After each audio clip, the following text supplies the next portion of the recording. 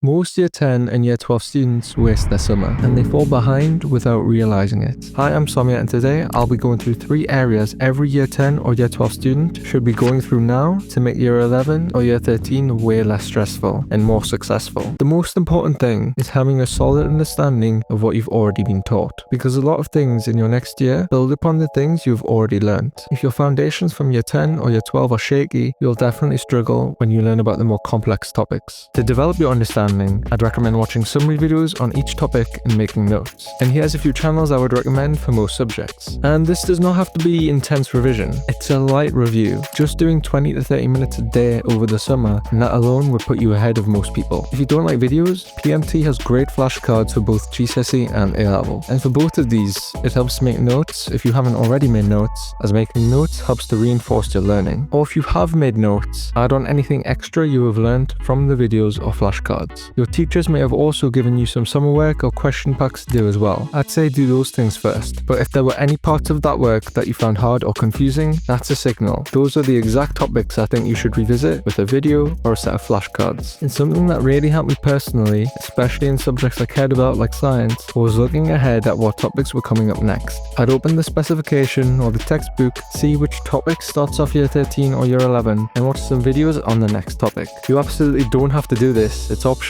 but getting a quick overview of what's next gave me a lot of confidence when school started again. I wasn't hearing things for the first time, and that made a huge difference in my final year. Just to clarify, this isn't about doing hours of work or studying every day. It's just about doing small things here and there. Something non-academic I want to talk about now is how to actually use your summer wisely, not just for school, but for yourself. First, ask yourself, are there any extracurricular activities you could try this summer? That could be volunteering, a part-time job, a sports team, learning a new skill, or even getting some work experience. Even if uni or job applications feel far away right now, these things will make a difference in the future, not just because they look good on applications, but because they help you develop skills. And honestly, it might even help if you just narrow down your options. Figure out what course or what kind of career you're not interested in. That's just as useful. Another important thing to reflect upon this summer is your study habits from the past year. How well were you able to focus when you tried to study? Did you struggle staying organized or finishing homework on time? Were there days where you wanted to work but just didn't know where to start? The summer is actually the perfect time to reset those habits before things begin to pile up again. Take a moment to identify 1 or 2 habits you'd like to change and try to find a solution online. You will have less time in the middle of next year to find the solution, so use the time now to help future you. And again, none of this has to take hours. I just want you to find a solution so you can implement it next year. And now let's quickly talk about personal statements for those going into Year 13. Before I say anything, the uni application process was a major challenge for me. Personal statements, possible entrance exams, interviews, it was all kind of stressful. I would say to get your first draft done by the time you come back in September. Doing it now will save you so much pressure during the start of the year, and it will give you a starting point, which will put you way ahead of most students. There are 3 questions to answer now, and there is a guide on the UCAS website for how to approach each question, which I will link in the comments. I'd also recommend watching a few YouTube videos about how to write a strong personal statement. Even though the new format is different, the core advice is still relevant. When it comes to planning your personal statement, my advice would be to have a look at the questions and first write down anything you have done which is relevant to the question, then start trying to write out proper sentences from that. This is where the YouTube videos from the past can help. And if one of your experiences fits more than one question, for example, maybe your work experience shows both skills and motivation, don't stress about it, just write it down and ask your teacher in September which question this experience fits best. In most cases, it doesn't matter exactly where it goes. The key thing is that it's included somewhere so it can be considered. I will link this framework I made in the comments as well. But remember, this is just the first draft. No one is expecting perfection yet, but starting now will make your final year so much easier. And remember how we talked about fixing bad study habits using this time now? There are 3 powerful habits that could seriously put you ahead, and I covered them in this video here.